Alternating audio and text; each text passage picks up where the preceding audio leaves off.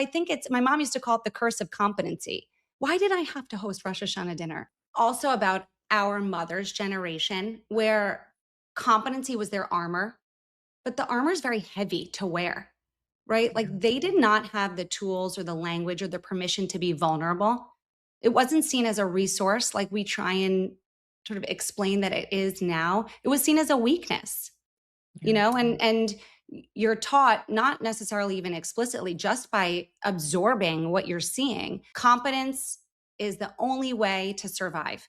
And I was so driven by this obsession with competence and can do, and I can do it, that I decided to host Rosh Hashanah dinner for my whole extended family, like my sister, my brother, my Jeez. in-laws.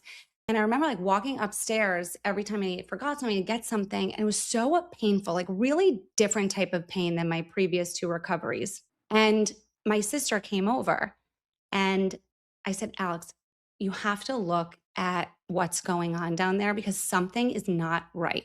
And we went upstairs to my bedroom, like to the point where I can't even move one foot in front of the other Oof. anymore.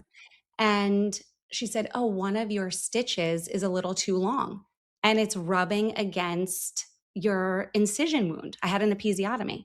And she, in the middle of Rosh Hashanah dinner, trimmed my stitches. Not everyone has a sister for a surgeon, right? So I was what do gonna you say, do? yeah. Right? And so I think it's my mom used to call it the curse of competency. Why did I have to host Rosh Hashanah dinner? I Yeah. could have been vulnerable for a fleeting moment, I mean, but I that's wasn't. insane that you did that, and I'm glad you learned the lesson It from was it. dumb. It was not there's no medal won for how many holiday dinners I host. And No. that has been a hard lesson to learn.